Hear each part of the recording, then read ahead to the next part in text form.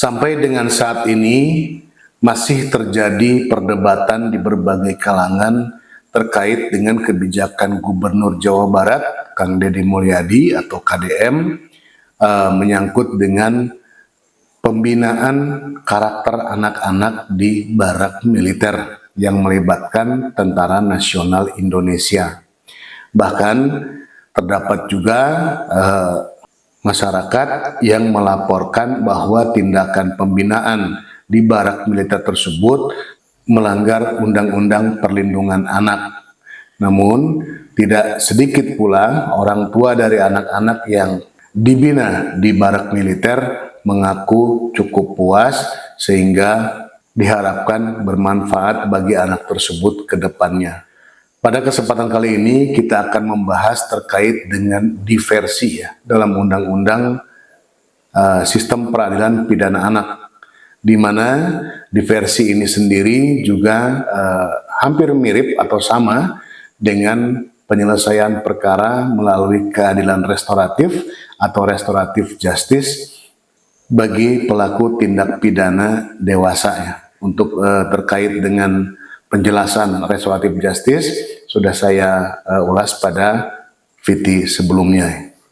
Bagaimanakah tata cara pelaksanaan diversi sesuai dengan Undang-Undang Sistem Peradilan Pidana Anak? Mari kita simak ulasannya.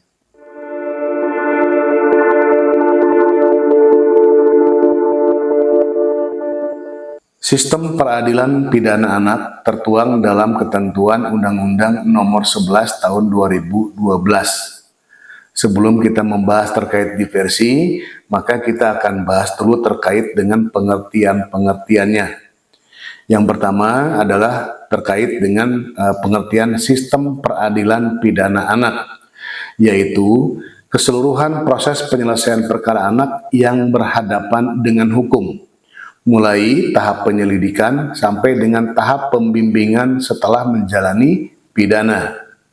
Kemudian pengertian yang kedua adalah pengertian terkait dengan anak yang berhadapan dengan hukum, yaitu anak yang berkonflik dengan hukum, anak yang menjadi korban tindak pidana, dan anak yang menjadi saksi tindak pidana.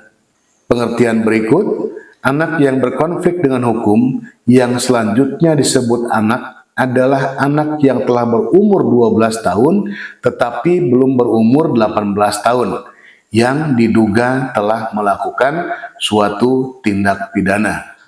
Keadilan restoratif adalah merupakan suatu penyelesaian perkara tindak pidana dengan melibatkan pelaku, korban, keluarga pelaku atau keluarga korban, dan pihak lain untuk bersama-sama mencari penyelesaian yang adil dengan menekankan pemulihan pada keadaan semula dan bukan merupakan suatu pembalasan. Dalam sistem peradilan pidana anak dikenal dengan istilah diversi. Diversi adalah merupakan pengalihan penyelesaian perkara anak dari proses peradilan pidana ke proses peradilan di luar pidana. Jadi sama-sama seperti restoratif justice ya, penyelesaian perkara tidak diselesaikan dengan ketentuan hukum pidana sampai dengan ke pengadilan, tapi diselesaikan melalui musyawarah. Kemudian dalam sistem peradilan pidana anak juga itu terdapat tujuan daripada diversi ya. Tujuan diversi tersebut yaitu yang pertama adalah mencapai perdamaian antara korban dengan anak. Yang kedua, menyelesaikan perkara anak di luar proses peradilan. Yang ketiga, menghindarkan anak dari perampasan kemerdekaan. Yang keempat, mendorong masyarakat untuk berpartisipasi. Dan yang kelima, menanamkan rasa tanggung jawab kepada anak. Kemudian, hasil kesepakatan diversi dapat berbentuk perdamaian dengan atau tanpa adanya ganti kerugian dan atau penyerahan kembali anak kepada orang tua atau walinya. Jika tidak tercapai diversi dalam proses peradilan pidana anak ini, maka proses peradilan pidananya dapat dilanjutkan.